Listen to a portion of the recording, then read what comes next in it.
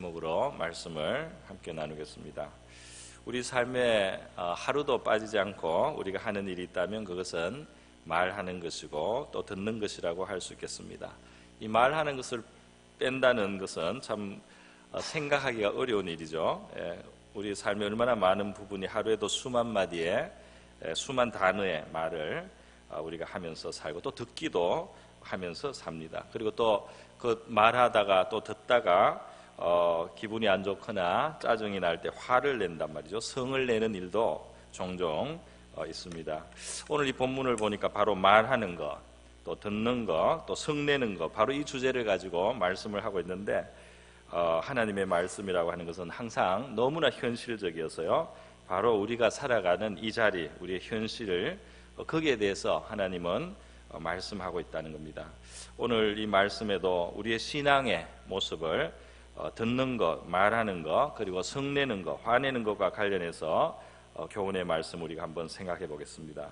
오늘 이 본문을 보면은 듣는 것, 말하는 것, 성내는 것, 요것을 시작해서 말씀을 시작합니다. 내 사랑하는 형제들아, 너희가 알지니 사람마다 듣기는 속히 하고 말하기는 더디하며 성내기도 더디하라. 사람이 성내는 것이 하나님의 의를 이루지 못함이라. 이렇게 해서 요 요소들을 말을 했어요. 그런데 이것이 이렇게 흘러가다가 그래서 하나님의 말씀을 우리가 듣기만 하고 실천하는 사람이 되자, 이런 이야기를 하다가 이것이 어디로 연결이 되느냐 하면 26절에 누구든지 스스로 경건하다 생각하며 자기 혀를 제갈 물리지 아니하고, 이렇게 됐습니다. 그러니까 결국 이 혀를 다시 혀에 대해서, 혀를 통제하는 것에 대해서 이야기를 하면서 그것이 경건의 문제다, 그렇게 말을 하는 것입니다. 자기 혀를 제갈 물리지 아니하고 자기 마음을 속이면 이 사람의 경건은 헛것이라. 그래서 결국 이 경건으로 이 주제를 연결을 시키고 있어요. 경건이라는 게 뭐 다른 게 아닙니다. 바로 우리의 신앙 자체를 말한다고 할 수 있겠습니다. 그러니까 우리의 이 신앙 생활과 우리가 듣는 것, 말하는 것, 화내는 것, 이것이 바로 연결이 다 되어 있습니다. 그래서 우리 신앙이 말하는 것으로도 나타나고 듣는 자세로도 나타나고 또 성내는 것을 통해서 우리의 신앙이 사실은 표현되고 있다 말이죠. 신앙의 깊이가 어디에서 나와야 되느냐? 신앙의 깊이는 어디에서 표현되어야 되느냐? 다른 사람의 말을 귀를 기울여서 잘 듣는 것으로, 그 신앙은 우리가 하나님을 진실로 경외하고 하나님을 잘 믿는 사람의 그 표가 말이죠. 다른 사람의 말을 잘 귀 기울여서 그 뜻을 잘 헤아려 듣는, 여기에서 나타나야 된다는 거죠. 그리고 성급하게, 조급하게 말하지 않는 것, 함부로 말하지 않는 것, 막 말하지 않는 것, 이것으로 우리의 신앙이, 경건이 나타나야 된다, 이 말입니다. 또 쉽게 화내지 않는 것으로 말이죠. 오래 참을 수 있는 것으로 우리의 신앙이 표현되고 고백돼야 된다, 이것을 말씀하고 있습니다. 그렇기 때문에 함부로 말하고 쉽게 화내고 혀를 제갈 먹이지 않고 말을 막 하는 사람은 경건하지 않단 말이죠. 이 신앙이 잘못됐다는, 이 신앙이 굉장히 미숙하거나 잘못된 신앙이라는 것입니다. 다른 여러 가지 면에서 뭔가 열심히 하는 것 같아도 그것이 만약에 이러한 면에 있어서 말하는 것, 듣는 것, 성내는 데 있어서 잘못하고 있다면은 그 신앙을 1장 26절에 보면 그 사람의 경것은 헛것이라, 굉장히 강하게 말하고 있습니다. 그 신앙은 정말 헛개비 같은 신앙이다, 이렇게 강력하게 말씀을 하고 있는 것입니다. 자, 왜 듣는 거, 말하는 거, 또 뭐 그것 때문에 그 속에 또 성내는 게 이렇게 들어가는 거, 이것이 신앙과 직결된 일일까요? 그것을 한번 성경 전체의 그 큰 대의를 따라서 한번 말씀을 드려보겠습니다. 그것은 뭐냐 하면은요, 우리가 참 하나님을 믿고 참 신앙을 가진다는 것은 우리가 하나님과 가까워지면서 우리의 죄성을 벗는다는 것을 말합니다. 우리의 죄성을 벗어나가는 것이고, 하나님이 원래 우리를 지으신 거룩한 하나님의 형상을 회복하는 것입니다. 거룩한 하나님의 형상은 사랑이신 하나님을 닮아가는 것입니다. 그런데 이 죄의 가장 큰 특징이 뭐냐? 죄의 가장 큰 특징이 바로 자기를 중심으로 삼는 겁니다. 자기 중심성, 또 우리가 좀 달리 말해서 이기적인 것, 이것이 바로 죄의 본질에 속하는 거라고 할 수 있습니다. 사람이 에덴에서 타락하던 장면을 성경은 창세기에서 기록을 하고 있는데요. 거기에 보면은 그 뱀의 유혹, 사탄의 유혹이 뭐냐면은 하나님처럼 너가 되라는 겁니다. 하나님처럼 너가 되라. 이 온 우주의 중심이신, 이 온 세계의 중심이신 그 하나님 자리에 네가 들어가라 말이죠. 너가 그 하나님 자리에 들어가서 앉아라. 보좌에 앉아라. 너가 이 중심이 되라. 피조물이 어떻게 온 세계의 중심이 되며 하나님이 될 수 있습니까? 이 허약하고 한계가 있는 피조물이 말이죠. 그것은 불가능하고 될 수 없는 일을 하려고 하다가 인간은 타락을 하고 정말 큰 고통으로 떨어지게 되었습니다. 자기를 너무 중심에 두는 거 말이죠. 자기를 너무 중심에 두는 거, 인간이 너무나 자기중심적인 존재로 변한 것, 이것이 바로 타락의 본질이고 실상이라고 할 수 있습니다. 그렇기 때문에 이 죄의 속성 중에 하나는 자기를 주장하고 자기를 나타내고 자기 의사를 드러내는 것에 이게 참 거기에 그것이 있어요. 그러니까 다른 사람의 말을 듣고 다른 사람의 그 처지나 상황을 깊이 이해하고 헤아리려는 이런 태도가 부족하고 말이죠. 자기의 의사를 드러내는 것 외에는 관심이 없습니다.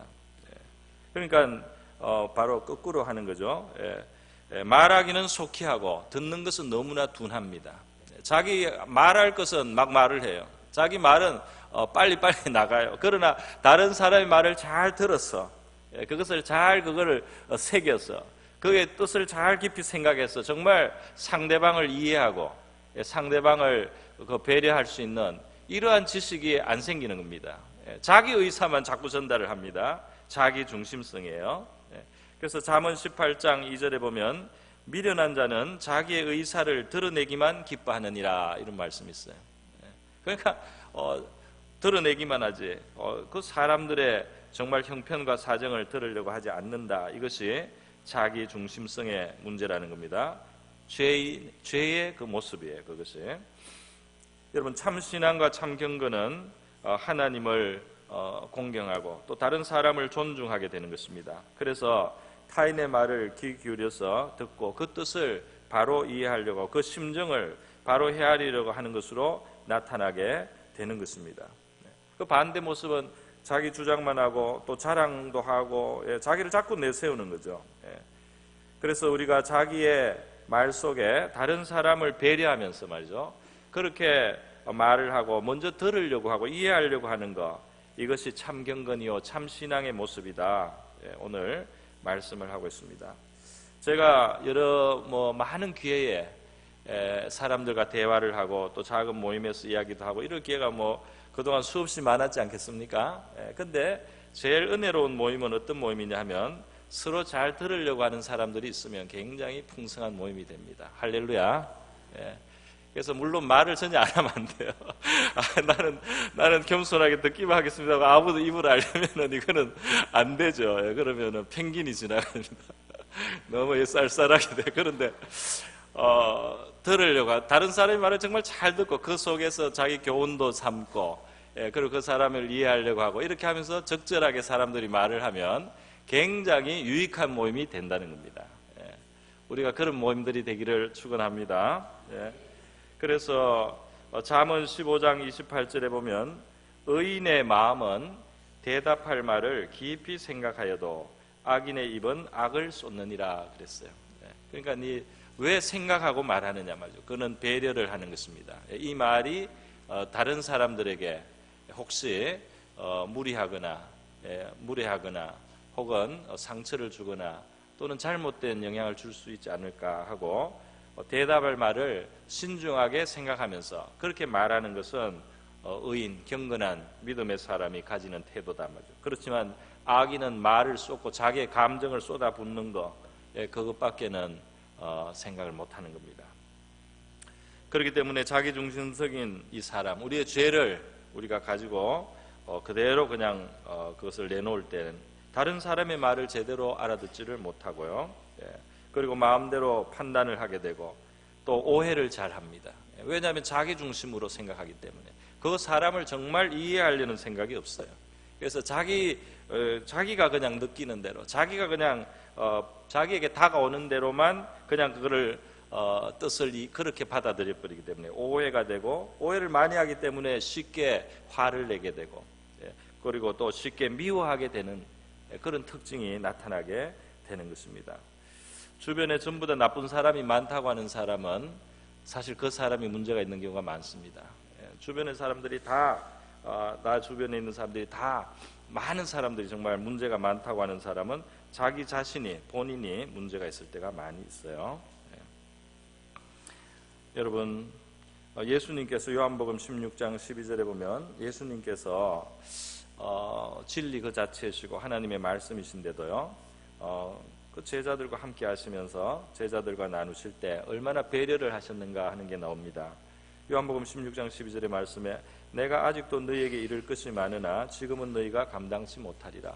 내가 말하고 싶지만은 너희에게 지금 맞지 않기 때문에, 너희가 들을 때 부작용이 생길 수 있기 때문에 내가 지금 말하지 않겠다. 나중에 성령이 오시면 그때 너희가 조금 더 이해가 넓어졌을 때 내가 그 성령을 통해서 그 말씀이 하나님께부터 너에게 가야 되겠다. 그래서 나는 지금 이룰 것이 많지만은 말하지 않겠다. 이렇게 말씀하시지 않습니까? 우리가 예수님 이 본을 받아야 될 줄 믿습니다. 그래서 말이죠, 우리는 이 말로서 죄를 짓는 도구로 쓰지 말고 이 우리의 입과 이 언어 생활이 선을 이루고 하나님의 뜻을 이루는 방향으로 나가야 되겠습니다.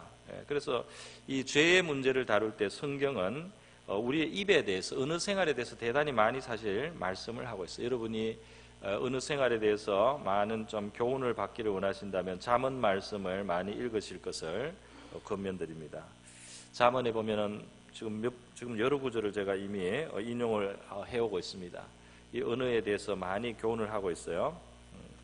그런데 죄에 대한 말씀을 할 때 인간의 목구멍, 혀, 입술, 그 입 이렇게 하면서 그 진술을 자세하게 합니다. 로마서 3장에 보면 의인이 없고 하나도 없고 다 치우쳐서 무익한 자가 되고 선을 행하는 자가 없다. 이 말씀을 하고 이제 죄인에 대해서 설명을 하는데 그 한 절반 이상이 사실은 이 언어에 대한 것을 지적하고 있어요. 그들의 목구멍은 열린 무덤이요 그 혀로는 속임을 일삼으며 그 입술에는 독사의 독이 있고 그 입에는 저주와 악독이 가득하고, 네 번이나 말한 거죠. 목구멍, 혀, 입술, 입, 거기에 무덤 같은, 아주 그냥 썩은 냄새가 나는 그 죽음이 있는, 또 속임이 있고, 또 그게 독사의 독이 있고 저주와 악독이 가득하단 말이죠.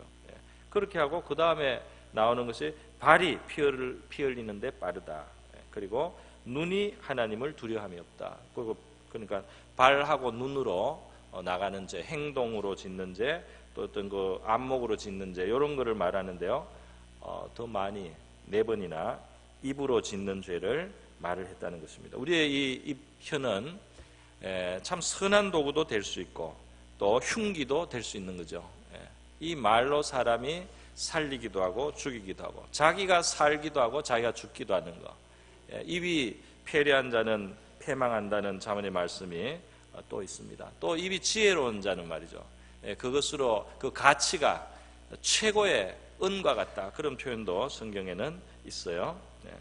잠언 12장 18절 말씀에 보니까 혹은 칼로 찌름같이 함부로 말하거니와 지혜로운 자의 혀는 양약과 같으니라 그랬어요. 함부로 이 말하는 것이 이게 막 찔러서, 칼처럼 찔러서 상처를 낸단 말이죠. 함부로 말하는 거, 이 통대되지 않는 혀의 죄악입니다. 그러나 지혜로운 혀는 말이죠, 그 배려가 있고 지혜가 있어서 하는 말은 사람들에게 양약, 이 상처를 치료하는 약과 같은 효력을 낸다는 겁니다. 여러분, 우리 교회 생활에서도 그렇고요, 또 우리 가정 생활에서도 그렇고 사회 생활에서 다 사람 사이에 말하는 것이고, 또 그 말하다가 오해가 생기고 문제가 생겨서 다투기도 하고 성내기도 하고 말이죠. 여러 가지가 있는데요. 바로 이 부부 사이에서도 그렇고 자녀를 대하는 데 있어서도 그렇고, 우리가 말하려고 하는 것, 내 의사를 드러내려고 하는 것보다 상대방을 진심으로 이해하고 그 사람이 말하는 뜻을 좀 깨달기 위해서 우리가 마음을 써야 될 줄 믿습니다.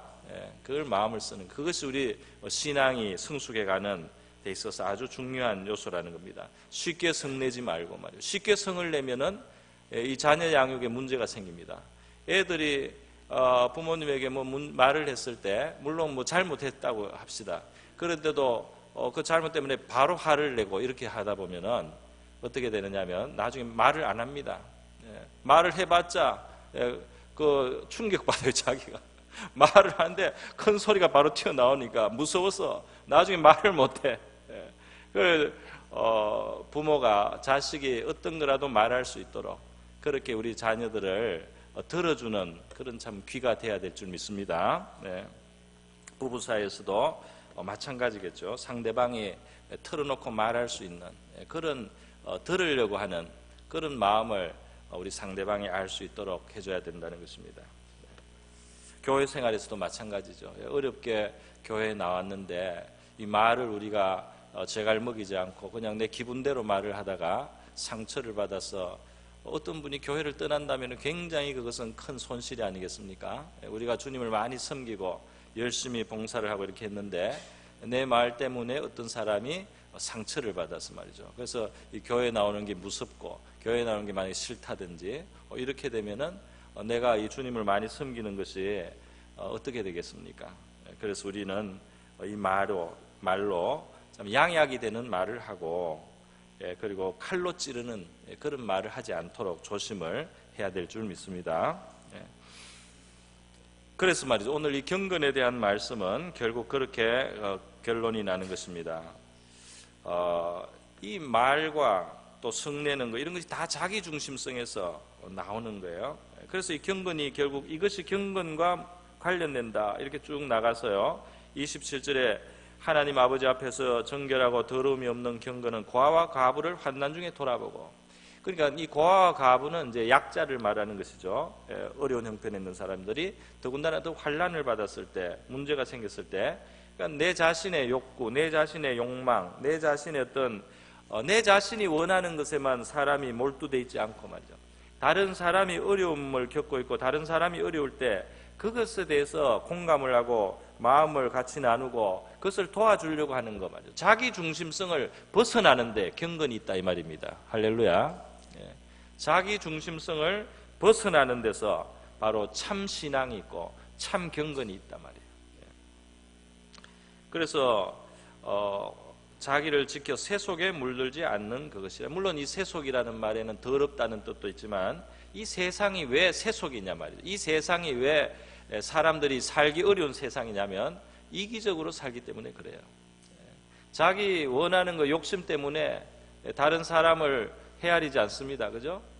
다른 사람이 죽든지 살든지 이것이 옳든지 그러든지 이것이 불의하든지 부정하든지 상관을 안 하고 내가 원하는 것을 얻기 위해서 말이죠. 내 욕심을 위해서 다른 사람을 다치게 하고 해롭게 하면서 하는, 그렇기 때문에 이 세상이 힘들고 세속이라고 우리가 부르는 겁니다.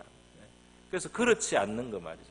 내 욕심과 내 욕구를 좀 옆으로 제껴놓고 이것이 정당하고 옳고 바른가 말이죠. 이것이 모두에게 유익한가, 이것을 생각하면서 가는 것 말이죠. 이것이 참 신앙의 모습인 줄 믿습니다. 그 사람이 세속에 물들었다, 이게 뭐겠습니까? 그런 식으로 살아간다는 거죠. 자기만 위해서 살아가는 거예요. 자기를 위해서는 다른 사람에게 고통을 주거나 또는 어떤 바른 도리를 떠나는 것을 막 하는 겁니다. 그것이 세속적이다. 그리고 이 땅에, 이 세상은 어느 정도 모든 곳에 다 세속이 있지만 이 세속을 벗어버리는 사회, 그러니까 그 세속적이지 않은 공정하고 바르게 다른 사람을 배려하는 그런 사람들이 많고 그런 분위기가 더 많은 사회는 살만합니다. 할렐루야. 살만할 뿐 아니라 발전하고, 살만할 뿐 아니라 거기에 정말 사람들이 거기에 참 뭐 다른 게 많은 축복이 따라와요. 그러나 서로 그냥 욕심을 부려서 서로 그냥 기회만 있으면 뺏고 속이고 취하고 그리고 억울하게 하고 이런 사회는 말이죠.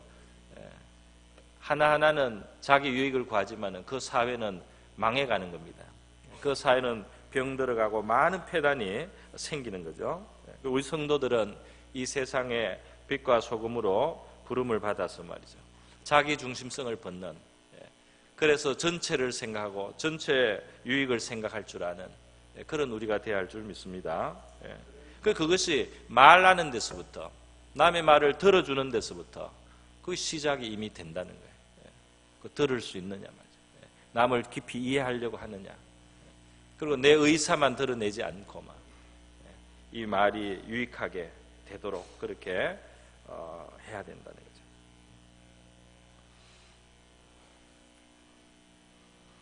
시편 141편 3절에 보니까 기도가 나옵니다. 여호와여 내 입 앞에 파수꾼을 세우시고 내 입술의 문을 지키소서 그랬어요. 내가 말을 조심할 수 있게 해주십시오. 이렇게 기도를 합니다. 왜냐하면 자꾸 안 할 말을 자기가 한다는 걸 깨닫는 거예요. 이런 말을 해서는 안 됐는데, 이 말을 해서는 안 됐는데 내가 했구나 말이죠. 이걸 깨닫기 때문에 이렇게 기도를 하는 거예요. 그런데 이제 진짜 문제는 그걸 한 번도 생각을 안 한 겁니다. 내가 안 해야 될 말을 했구나 하는 이것을 전혀 반성하지 않는 게 이게 중증이에요. 그거는 빨리 좀 이 말씀 앞에서 우리가 한번 비춰봐야 돼요. 내가 안 할 말을 하는 것은 아니냐 말이죠. 그걸 돌아봐야 할 줄 믿습니다. 우리가 하나님이 귀를 2개 만들어주시고 입을 하나 만들어주셨다. 그래서 세상에서도 그 말을 해요. 들으려고 하고 말은 좀 자제도 하면서 해야 된다 말이죠. 그렇게 이 세상에서도 말을 하는데 성경에서 구체적으로 말합니다. 잠언 28장 9절에요. 사람이 귀를 돌이키고 율법을 듣지 않으면 그 기도가 가증하다.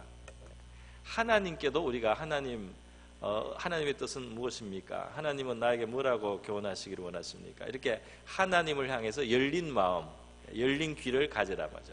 그런 하나님께로 들으려고 하는 마음 없이 내가 만약 하나님께 요구만 한다면, 기도만 한다면 그 기도는 가증하게 된다. 하나님을 정말 무시하는 것이 된다 말이죠. 하나님께도 그렇다는 거예요. 사람에게는 어떻겠습니까? 잠언 21장 13절에 보니까 귀를 막고 가난한 자의 부르짖는 소리를 듣지 아니하면 자기의 부르짖을 때에도 들을 자가 없으리라. 그렇게 말씀하죠. 이 사람의 말을 듣는다는 것. 우리가 사람의 말을 듣고 이해하려고 하고, 또는 그래서 우리가 만약에 유익을 주고 도움을 준다면 말이에요. 그게 꼭 가난한 사람에게 물질적으로 도움을 주는 것뿐 아니라 그 다른 사람의 억울함을 들어주고, 그리고 그 마음을 위로해주는, 그 들어주는 것에서부터 해서 우리가 하나님께 말씀드릴 때 우리의 말을 하나님이 들어주실 수 있는 바탕이 된다는 겁니다. 그래서 우리가 들어주는 것에 대해서 우리 관심을 가지시기를 바랍니다.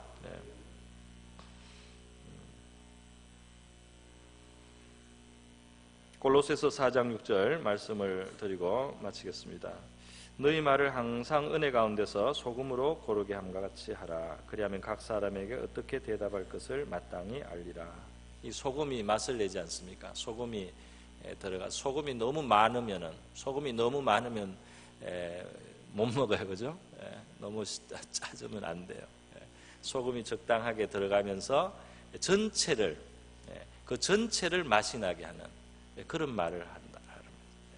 우리의 말이 적당하면서 전체가 유익하고 상대방도 유익하고 모두에게 유익한 그런 적당한 말을 하는 그런 지혜를 우리가 하나님 앞에 배울 수 있기를 바랍니다. 우리 다 같이 한번 기도하겠습니다. 우리의 자기 중심성을 벗고 듣는 것부터 또 말하는 것에서부터 시작해서 우리가 정말 참 경건 참 신앙을 갖게 하여 주시옵소서 하고, 같이 한번 우리의 입술로 지은 죄를 용서하여 주시옵소서. 우리 하루 종일 말하고 듣는 바로 우리의 삶 속에 우리의 신앙이 고백되고 표현되고 있습니다. 또 훈련되고 있습니다. 우리 하나님 앞에 우리의 언어가 하나님 앞에 온전하게 하여 주셔서 선한 도구 양약이 되게 하여 주시옵소서. 그렇게 한번 기도할 수 있기를 바랍니다. 기도하시겠습니다.